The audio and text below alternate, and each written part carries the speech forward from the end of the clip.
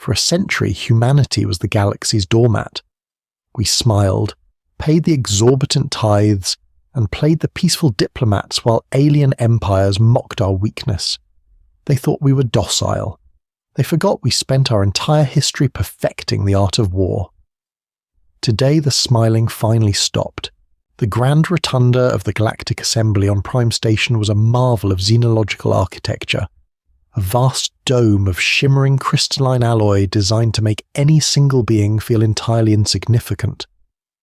For 80 years, human representatives had stood in this very chamber, swallowing their pride, nodding respectfully and playing the role of the galaxy's most compliant junior species. Ambassador Jackson Weston adjusted the collar of his tailored charcoal suit, his face a carefully constructed mask of mild concern. Opposite him, hovering on an anti-gravity podium, was High Counselor Vok of the Kalan Directorate. Vok was a towering chitinous biped, his mandibles clicking in a rhythmic display of unmistakable condescension. "Your protests are noted, Ambassador Weston, and they are dismissed." Vok's synthesized translation echoed through the chamber, dripping with bored disdain. "The Delta Pavonis mining colonies are now under the jurisdiction of the Directorate. Your human workers will be reclassified as indentured labor to pay off the administrative fines for operating in Kalan-adjacent space." Weston gripped the edges of his podium. "High Counselor, with all due respect, those colonies were established legally under the Treaty of Sirius. The corporations operating there, Astroforge, Rio Tinto, and SpaceX Deep Orbital, have invested trillions of credits and 3 decades of labor into terraforming those asteroids. You cannot simply seize them." Laughter, alien and discordant, rippled through the hundreds of delegates surrounding them. The Drax, the Vorchans, the Zilari, they all viewed humanity as a cosmic joke. When humanity first breached faster-than-light travel in 2084, they stumbled into a galaxy already divided by ancient militaristic empires. Faced with overwhelming technological superiority, humanity had immediately capitulated. They signed the Lesser Species De-Escalation Accord, agreeing to severe limits on their military capabilities in exchange for trade rights and a seat at the children's table of galactic politics. "Trillions of human credits," Fox sneered. "A fiat currency of a dirt-bound species. You are merchants, Weston, farmers, couriers. You are not a power. If your corporations wish to maintain their assets, they will pay the new tariffs. If they resist, the Kalan Vanguard will enforce the decree. Do not mistake our previous tolerance for equality. This session is concluded." The lights on Vok's podium dimmed. The ruling was final. Weston did not scream. He did not pound his fist on the console. He simply lowered his head, gathered his datapad, and walked out of the chamber. He kept his posture slightly slouched, projecting the image of a defeated, helpless bureaucrat. He maintained the charade all the way down the gleaming corridors, past the sneering alien guards, and onto the secure human diplomatic shuttle. Only when the airlock hissed shut and the shuttle detached from Prime Station did Weston's posture change. He straightened his back. The meek, defeated look vanished, replaced by cold, hard obsidian. He walked into the secure communications room of the shuttle, activated the quantum-entangled relay, and waited for the encryption protocols to lock. A holographic projection flared to life, resolving into the image of UN Secretary-General Victoria Harper. She sat in a subterranean bunker beneath Geneva, her face illuminated by the glow of tactical displays. "Report, Jackson," Harper said, her voice devoid of any diplomatic pleasantries. "They took the bait, Madam Secretary," Weston replied softly. Vok formally annexed Delta Pavonis and claimed the Astroforge and SpaceX assets. He also publicly confirmed that the Kalan Vanguard will enforce the seizure with lethal force. The Assembly ratified it by their silence. Harper leaned back in her leather chair, steepling her fingers. Did they suspect anything? Not a thing. To them, we're exactly what we've pretended to be for 80 years. A race of harmless, disorganized corporate scavengers incapable of defending ourselves. Vok thinks he's stepping on an anthill. "He just stepped on a landmine," Harper corrected. "You did well, Jackson. Get your staff back to Sol immediately. Protocol Broken Branch is now in effect. Weston felt a shiver run down his spine, a mix of profound dread and fierce, long-suppressed pride. Understood, Madam Secretary, Godspeed. The hologram faded. Weston stood alone in the quiet hum of the shuttle. He looked out the viewport at the distant, glittering structure of Prime Station. For nearly a century, humanity had swallowed insults. They had allowed alien empires to tax them into poverty, pirate their shipping lanes, and treat their citizens as second-class beings. They had played the role of the friendly, harmless neighbour to perfection. They had done it because they needed time to study alien technology, time to adapt, time to build. The galaxy thought humanity had stopped building weapons. They were about to learn a terrifying lesson about human deception. Deep beneath the Swiss Alps, inside the Geneva Command Nexus, Secretary General Victoria Harper stood over a massive illuminated tactical table. The room was a hive of controlled chaos. Aides rushed between stations and military officers in crisp uniforms spoke in hushed, urgent tones. General Everett Reed, a man whose chest was heavy with medals that no alien had ever seen, approached the table. He was the Supreme Commander of the United Nations Interstellar Forces, a military branch the galactic community did not believe existed. "The diplomatic corps is clear of the Prime Station sector, Victoria," Reed announced, his deep voice carrying a gravelly weight. "Weston's shuttle just made the jump to slip space." "And the Kalan fleet?" Harper asked, her eyes tracing the glowing red icons on the holographic map. 30 capital ships, flanked by over 100 destroyers and frigates.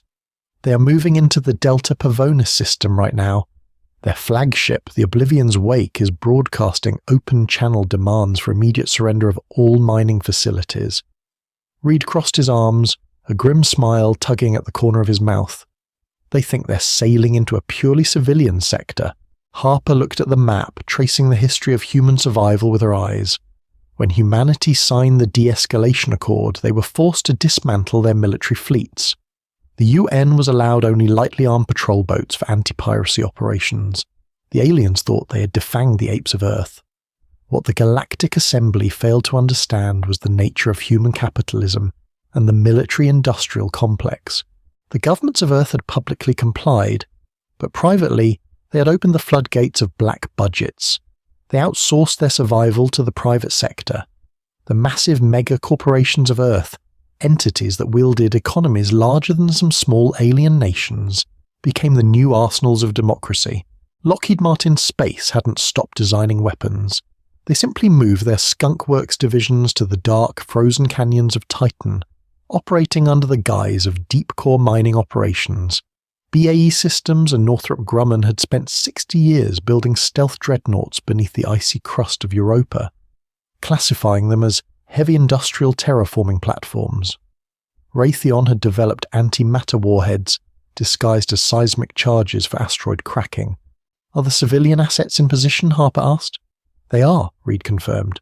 "We have 70 Maersk deep space superfreighters parked in the Delta Pavonis orbital docks. The Kalans think they are loaded with titanium ore and helium-3. Give the order, Everett. The 70-year masquerade is over. Take off the leash."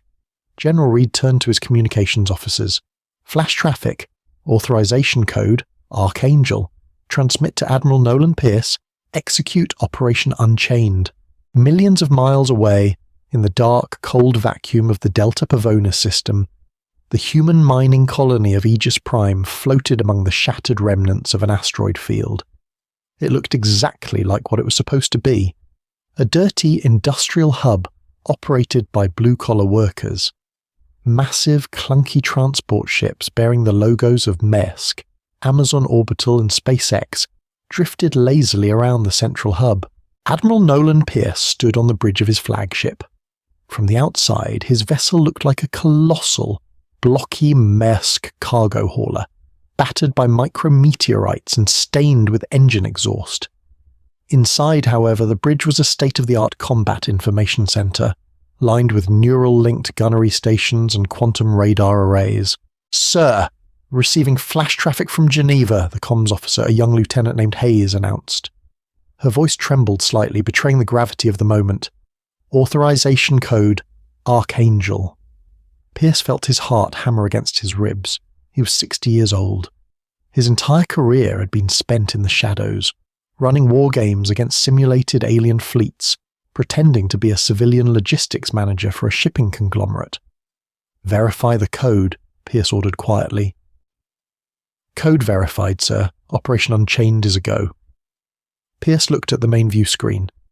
The Kaelan Vanguard fleet was dropping out of slip space, their sleek, predatory warships tearing holes in the fabric of reality. They were beautiful, terrifying vessels, all jagged edges and glowing purple plasma engines. They advanced in a tight, arrogant V formation, making no effort to mask their approach. Why would they? They were wolves walking into a sheep pen. "Open a system-wide broadcast," Pierce said, stepping up to the command terminal. "Let them hear us." A sharp burst of static cut through the comms channels of every ship in the sector. On the bridge of the Kaelan flagship, Commander Takal sneered at the auditory interference. He was a veteran of a dozen pacification campaigns. Conquering a human settlement was barely worth his time. It was an exterminator's job, not a warrior's. "Commander, we are receiving a transmission from one of the human cargo vessels," his communications officer hissed. "Put it through. Let us hear their pleas for mercy." The audio filled the Kaelan bridge. It wasn't the trembling, panicked voice of a civilian administrator. It was cold, calm, and utterly devoid of fear. "Kaelan Vanguard Fleet, this is Admiral Nolan Pierce of the United Nations Space Command. You have entered sovereign human territory with hostile intent. Power down your weapons and prepare to be boarded, or you will be destroyed. This is your only warning."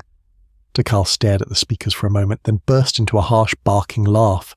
The entire bridge crew joined in. "An admiral," Takal chortled. "The apes have given military titles to their freight haulers. Destroy the central processing station. Let them watch their precious terraformers burn, and then we will see how an admiral begs." The Kaelan cruisers began to charge their primary plasma lances, targeting the civilian habitat. Back on the disguised Maersk super freighter, Pierce watched the energy spikes on his sensors.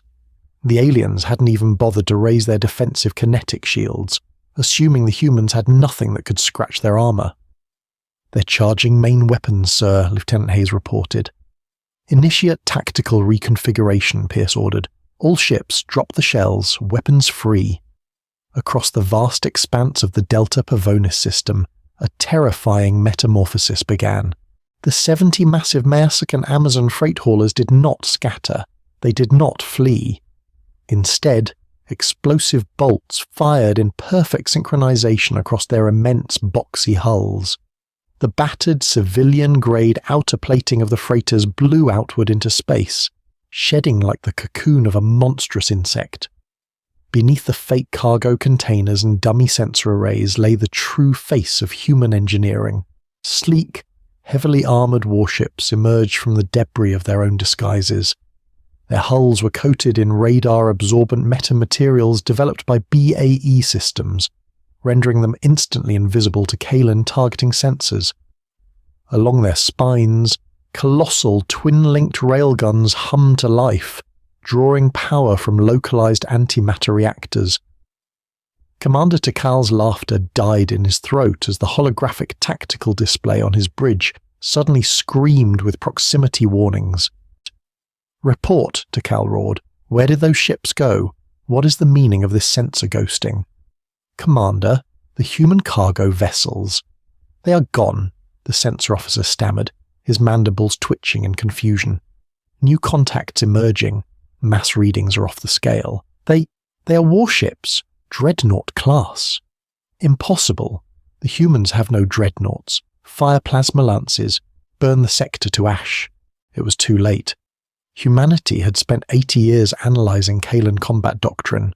They knew the aliens relied on plasma weaponry and thermal shielding, technologies designed to fight energy-based attacks from other advanced empires. The humans didn't use energy weapons, they used physics. "Firing solutions locked," Hayes said on the bridge of Pierce's dreadnought, the newly revealed UNS Retribution. "Fire," Pierce commanded. 70 human warships fired their primary railguns simultaneously. There were no bright flashes of laser light, no glowing beams of plasma. There was only the silent, invisible fury of solid, tungsten-depleted uranium slugs, the size of city buses, accelerated to a fraction of the speed of light. The Kalan fleet never saw it coming. The kinetic penetrators slammed into the Kalan cruisers with the force of tactical nuclear weapons. The alien thermal shields, designed to dissipate heat and energy, offered zero resistance against pure raw mass moving at hypervelocity. Takal was thrown from his command chair as the Oblivion's wake shuddered violently. A deafening groan of tearing metal filled the bridge. He scrambled to his feet, staring in horror at the view screen. The Kalan vanguard, the pride of the Directorate feared across the Orion spur, was disintegrating.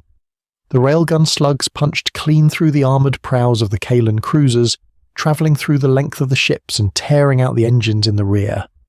In the vacuum of space, the vessels shattered like glass struck by a hammer.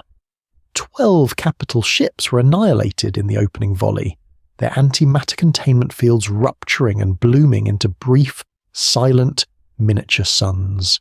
"By the ancestors," Takal whispered, his arrogance replaced by a cold, paralysing terror. "Evasive manoeuvres, bring the secondary batteries to bear." But the human fleet was already moving.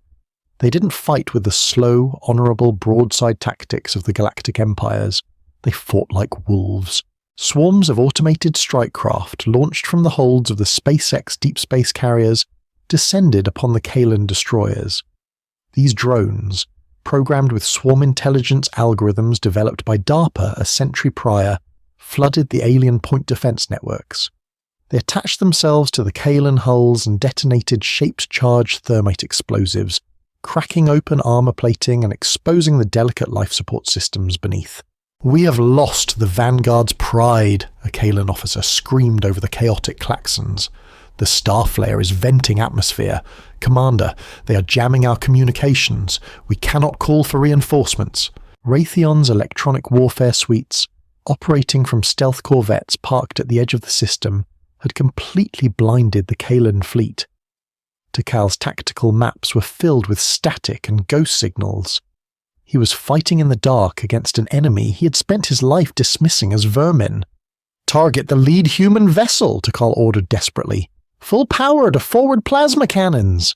3 surviving Kalan cruisers managed to lock onto the UNS Retribution. Searing beams of purple plasma lashed out across the void, striking the human dreadnought. On Pierce's bridge, the impact alarms blared, but the ship barely shook. "Shield status?" Pierce asked calmly. "Lockheed magnetic dispersion fields holding at 92%, sir," Hayes replied, her fingers flying over her console, a savage grin breaking through her professional demeanour. "Their plasma is just washing over the hull." Humanity hadn't just built kinetic weapons. They had specifically engineered defensive fields to hard counter standard alien plasma tech. They had built a military specifically designed to kill the empires that oppressed them. "Let's put them out of their misery," Pierce said. "Arm the Northrop torpedoes, target their flagship's propulsion array. I want them disabled, not destroyed. We need to send a message." A volley of stealth torpedoes slipped from the Retribution's launch tubes. Running cold and fast, they bypassed the frantic point defense fire of the Oblivion's wake and slammed into the Kalan flagship's rear thruster banks. A localized electromagnetic pulse exploded outward, instantly frying the Kalan ship's propulsion and primary power grids. The grand flagship of the Vanguard went dark, tumbling helplessly through the debris field of its own destroyed fleet. The battle had lasted exactly 12 minutes. Of the 30 Kalan capital ships, 28 were reduced to floating scrap. The remaining 2, including the flagship, were dead in the water. The human fleet, completely unvarnished and lethally intact, closed the net around the survivors. Aboard the pitch-black bridge of the Oblivion's wake, emergency red lighting flickered to life. Takal sat bleeding on the deck, surrounded by dead and wounded crew members. He couldn't comprehend what had just happened. This wasn't a battle, it was an execution. His communication console crackled. bypassing his ship's destroyed security firewalls with terrifying ease. Admiral Pierce's face appeared on the primary monitor. "Commander Takal," Pierce said, his tone conversational, as if he were discussing a shipping manifest. "Your fleet is destroyed. Your ship is disabled. In exactly 3 minutes, United Nations Marine boarding parties will breach your airlocks. You will order your crew to stand down and surrender their arms." Takal tasted copper in his mouth. You're supposed to be merchants, weaklings. You signed the accord." "We signed a piece of paper to buy ourselves time," Pierce interrupted coldly. "You mistook our patience for weakness. You mistook our civility for cowardice. We played nice because we knew the moment we stopped, billions would die. You wanted to see the real humanity, Commander? Look out your viewport." Takal dragged himself to the reinforced glass. Outside, the massive, bristling hulls of the human warships drifted past, their railguns still glowing dull red from the heat of the slaughter. "We are sending your distress logs and the footage of this battle directly to the Galactic Assembly on Prime Station," Pierce continued. "We want them to see what happens when you push us into a corner. We want them to know that the tithes are cancelled, the treaties are void, and if any alien warship enters human space again." Pierce leaned closer to the camera, his eyes burning with the suppressed fury of 100 years of humiliation. "We won't bother asking for a surrender next time." The transmission cut. Takal slumped against the bulkhead as the heavy metallic clank of human breaching pods latching onto his ship's hull echoed through the silent corridors. The mask was off. The sleeping giant hadn't just been awakened.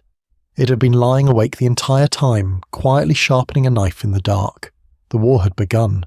The broadcast of the Delta Pavonis massacre hit Prime Station not with a whisper, but with the explosive force of a dying star. Inside the grand rotunda of the Galactic Assembly, the massive holographic display that usually projected trade tariffs and diplomatic treaties was completely hijacked. The sleek, sterile algorithms of the station's communication hub were effortlessly overridden by an encrypted data packet originating from a heavily modified Palantir Technologies quantum server, located somewhere in the Orion Cygnus arm.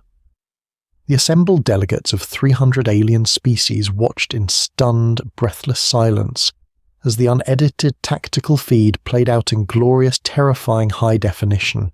They watched the pride of the Kalan Vanguard, 30 unstoppable warships, shatter like brittle glass against the kinetic fury of human railguns. They watched the horrifying metamorphosis of battered civilian-grade Maersk and Amazon freight haulers into apex predators of the void. Most chillingly of all, they listened to the cold, uncompromising voice of Admiral Nolan Pierce demanding the unconditional surrender of Commander Takal.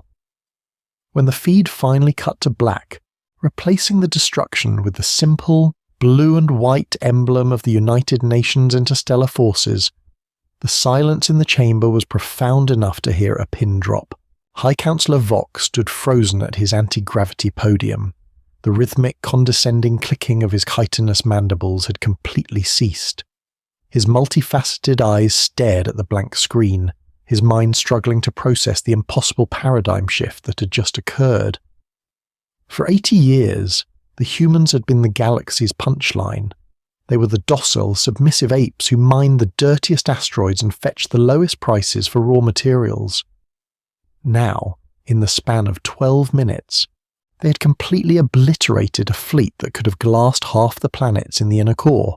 "This is a fabrication," Vok finally sputtered, his synthesized translation matrix failing to mask the tremor in his voice. "A digital illusion. The apes do not possess this technology. They do not possess a military." Ambassador Jackson Weston, who had remained on a secure communications link from his shuttle, projected his own hologram back into the center of the rotunda. The slouched, defeated bureaucrat was gone. Weston stood tall, his hands clasped behind his back, projecting an aura of absolute terrifying authority. "I assure you, High Counselor, the footage is entirely authentic," Weston stated, his voice echoing cleanly through the vast chamber. "The Kalan Vanguard has been neutralized. The Delta Pavonis system remains under the sovereign jurisdiction of the United Nations of Earth." Any further attempts to encroach upon human territory, seize human assets, or threaten human lives will be met with immediate and disproportionate kinetic retaliation. The Lesser Species De-Escalation Accord is hereby dissolved. Pandemonium erupted. The Xylari delegates shrieked in high-pitched frequencies, while the heavy reptilian Vortians slammed their fists against their consoles in outrage. The established order of the galaxy was being torn apart by the very species they had relegated to the bottom of the food chain. Vox slammed his primary manipulator claw onto his podium, overriding the acoustic dampeners to silence the room. "You are fools, Weston. You have won a single skirmish through cowardice and deception. You have awakened the full wrath of the Kalan Directorate. We have 1,000 warships. We have plasma dreadnoughts that dwarf your converted cargo haulers. I will order the Grand Armada to march on your home system. We will burn Earth to a cinder, and your mega-corporations will be dismantled piece by piece." Weston offered a thin, razor-sharp smile. "You're welcome to try, Vok. But before you issue that order, I suggest you consult your financial ministers. You see, while you spent the last 80 years building plasma cannons, humanity was busy building something much more destructive. We built the banks." Before Vok could formulate a response, the secondary monitors across the Galactic Assembly flickered. A new face appeared. It was not a military officer or a politician, but Maxwell Harrison, the chief executive officer of BlackRock Interstellar. He sat in a plush, leather-backed chair in a penthouse office overlooking the sprawling, neon-lit metropolis of Neo-New York. Harrison adjusted his wire-rimmed glasses, looking at the alien assembly with the detached amusement of a man observing an ant farm. "Good cycle, High Counselor," Harrison began smoothly. "My name is Maxwell Harrison. Over the past 6 decades, human financial institutions have aggressively integrated into the galactic free market. Because we were barred from building militaries, we invested heavily in logistics, supply chain management, and debt restructuring for the lesser developed systems. We operated under thousands of alien shell companies. It was quite easy, really. Your economic oversight committees are woefully outdated." Vok's eyes narrowed. "What is the meaning of this corporate drivel? Your bank accounts will not stop our plasma lances." "Perhaps not directly," Harrison countered, leaning forward. "But let us discuss the supply chains of the Kalan Grand Armada. Your ships require refined quantum fuel to maintain faster-than-light capabilities. The primary supplier of that fuel is the Terrell Sauron Syndicate, a seemingly independent Xylari corporation. However, BlackRock Interstellar holds a 64% controlling stake in that syndicate. In fact, we own the refining facilities. We also own the shipping lanes that transport your raw plasma coils. We own the agricultural conglomerates that feed your orbital shipyards." Harrison tapped a few keys on his polished mahogany desk. 10 seconds ago, I executed Protocol Black Swan. All Kalan assets managed by human-affiliated institutions have been frozen. The shipping lanes are closed. The quantum refineries are undergoing sudden, catastrophic maintenance shutdowns. Your economy is currently experiencing a leveraged buyout from which it cannot mathematically recover. Vok looked frantically at his aides, who were already holding up datapads flashing with severe red warning alarms. The Kalan stock exchanges were in freefall. Supply chains across their empire were paralyzing in real time. Without firing a single shot, the humans had severed the Directorate's logistical arteries. You cannot do this," Vok hissed, the realization dawning on him that his empire was bleeding out. "This is an act of galactic terrorism." "No, High Counselor," Ambassador Weston interrupted, his holographic form stepping forward. "This is a hostile takeover. Humanity stopped being nice. The war has begun, and you have already lost. If you send your Grand Armada to Earth, they will arrive with empty fuel tanks and starving crews. Stand down, or we will short-sell your entire civilization into the Dark Ages." The Galactic Assembly descended into absolute terrified chaos. The illusion of alien supremacy had been shattered, replaced by the cold, calculating reality of human engineering and financial warfare. The Kalan Directorate had been outplayed on every conceivable front. Yet pride is a venomous thing. In a desperate, suicidal bid to save his honor, Vok ignored the crashing economy. He authorized the launch of the Grand Armada. The target was Sul. The Kaelan Grand Armada dropped out of slip space at the edge of the Oort cloud, the icy frontier of the Sol system. Even crippled by Maxwell Harrison and his economic sabotage, the fleet was a terrifying sight. 400 warships led by 3 colossal dreadnoughts tore through the void. They had exhausted the last of their strategic fuel reserves to make the jump. It was a total gambit. Vok had ordered them to bypass the outer planets, ignore the mining colonies, and strike directly at the heart of the beast, Earth. This was alien vengeance. Deep within the Geneva Command Nexus, Secretary General Victoria Harper watched the telemetry data flood the massive holographic tactical table. The red icons of the alien armada formed a jagged spearhead, aimed directly at the blue marble she called home. Beside her, General Everett Reed stood with his hands resting heavily on the table edge. He did not look worried.